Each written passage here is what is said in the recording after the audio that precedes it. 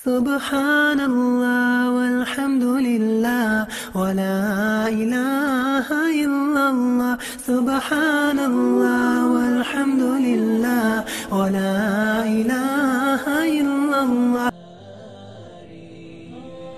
You know what kind of man Abu Bakr was? He wasn't a big guy, but he had a big heart. Today we have many big guys. The big guys do it for the wrong reason.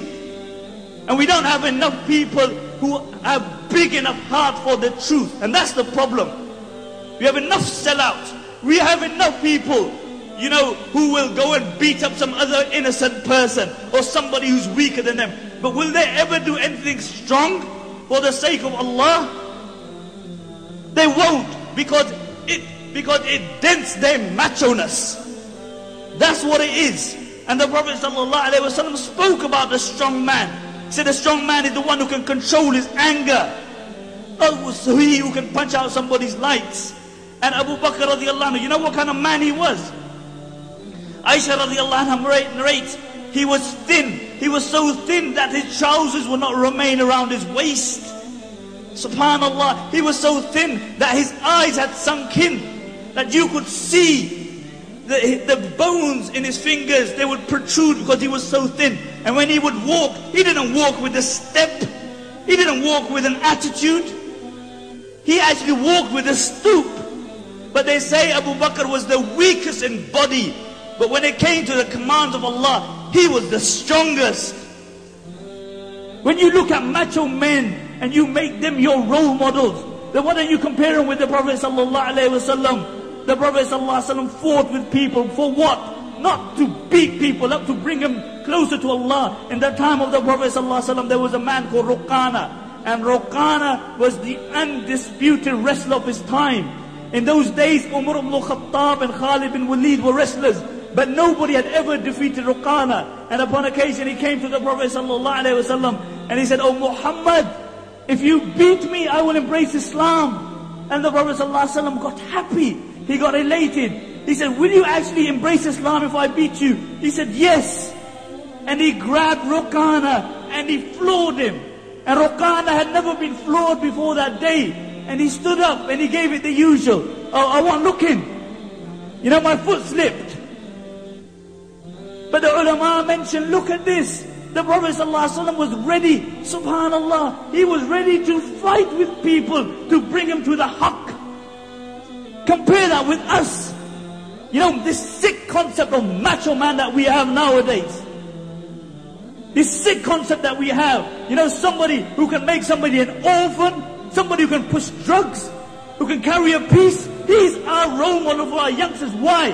The reason is because we have failed to give them alternative role models. If you had told your child about Khalid bin Walid before they slept, they would have looked up to the local drug dealer. If you had given them examples of Abdullah ibn Mubarak, they would have looked at other people. But did we do that? No. We told them Cinderella. That's what we told them about. And Ruqana stood up again and he said, "Give me another chance." And the Prophet ﷺ grabbed him and he dicked him again. And Ruqana was shocked. That never happened to him before. And the Prophet ﷺ said, "Oh Ruqana, if you hang around with me, I will show you greater things than me battering you." And Ruqana said, "What could be more greater than this?" And the Prophet ﷺ indicated toward the tree, and the tree ripped through the earth, and they stood in front of the Prophet ﷺ, and they bore witness that there is no God but Allah, and you are His messenger. And the Prophet ﷺ turned to Ruqana, and he said, "Oh Ruqana, I told you, hang around with me, and I will show you things which are greater than me battering you." But this was the life of the Prophet ﷺ, and the examples go on and on. We live in a shallow society where you judge people by how good looking you are.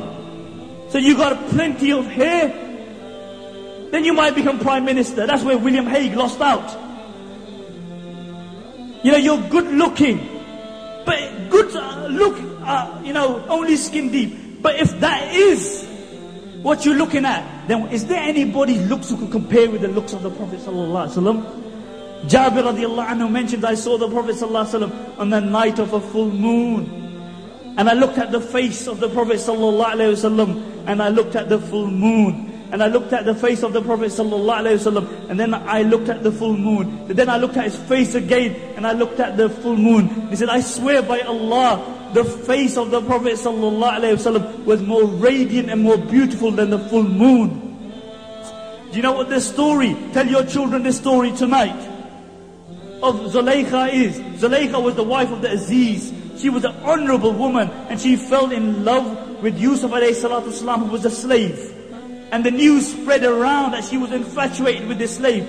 So the other honorable women started saying, you know, how did she fall in love with him? Let me put it in a context that you can understand it. How did Raja Saab's daughter fall in love with so-and-so? And I won't mention. How did Raja Saab's daughter fall in love with him? So she gathered all the women, and she gave them an apple. And she said, cut the apple. And while they were cutting the apple, she told Yusuf alayhi salatu wasalam to walk past. The Prophet sallallahu alaihi wasallam said Yusuf alayhi salatu wasalam was given half of the beauty of humanity. And when he walked past, they saw his beauty. They were so immersed in his beauty. Whilst they were cutting the apple, they cut through their fingers, and they did not even feel the pain. Aisha radiallahu anha mentions, if the women of Zulaykha had seen my Muhammad sallallahu alayhi wasallam, they would have cut their hearts and felt no pain.